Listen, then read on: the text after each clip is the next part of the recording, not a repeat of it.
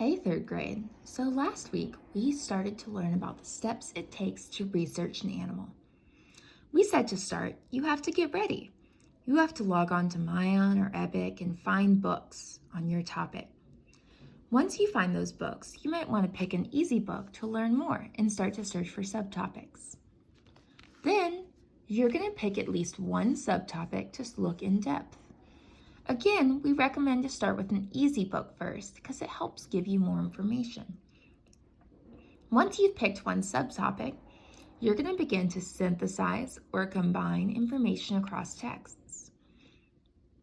Then, we're going to start to use the topic's special vocabulary. Today, we're going to add one more thing. When you're doing your own research, it's very important that you think your own thoughts. While this might seem obvious, a lot of times when we're reading a book, we use the words and thoughts of the author and not our own. Today, I'm going to show you how you might do that with my animal, the penguin, and then you're going to read a book about your own animal and do it on your own. I was reading this book about penguins called The Whispering Land, about a man who went to Argentina to go study penguins. While I was reading this chapter, I noticed some things that really made me think my own thoughts. I started, and it said, early in the morning, one of the parent birds, either male or female, would set out towards the sea, leaving its mate in charge of the nestlings. Well, I know from Thursday's work that nestlings means baby penguins. I think this is kind of cool. It doesn't seem like it's always the mom bird penguin or the dad penguin who's taking care of the babies.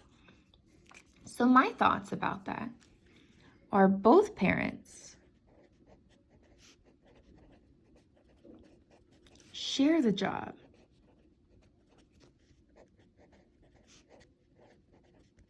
of taking care of babies. Ooh, and I'm going to use my special vocabulary and say, take care of the nestlings.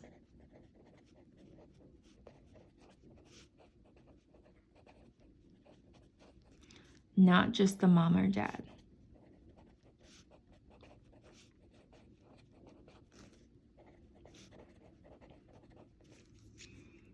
I'm going to keep reading and see if there's any time when I'm thinking my own thoughts again. In order to get to the sea, the bird had to cover about 1.5 miles of the most grueling and difficult terrain imaginable. First, they had to pick their way up through the vast patchwork of nesting burrows that made up the colony. And when they reached the edge of this, the suburbs, as it were, they were faced by the desert area, where the sand was caked and split by the sun into something resembling a giant jigsaw puzzle. The sand in this area would, quite early in the day, get so hot that it was painful to touch, and yet the penguins would plod dutifully across it, pausing frequently for an hour, as though in a trance. This used to take them about half an hour. But when they reached the other side of the desert, they were faced with another obstacle, the sand dunes. These towered over the diminutive figures of the birds like a snow-white chain of Himalayan mountains, 200 feet high. Their steep sides composed of fine, loose, shifting sand. We found it difficult enough to navigate those dunes, so it must have been far worse for such an ill-equipped bird as a penguin. When I read that, especially that last sentence, we found it difficult enough to navigate those dunes, so it must have been far worse for such an ill-equipped bird as a penguin. I'm starting to think about all the stuff that it said that penguins go through to get their babies food. They have so many obstacles, like that really hot sand. They have to go 1.5 miles. They're just little tiny animals. That's really far. So I'm going to say that it really makes me think that penguins would do anything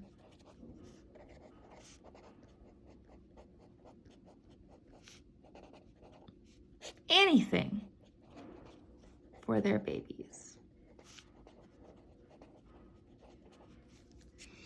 Now today, you're going to go and read one book on either Maayan or Epic about your animal.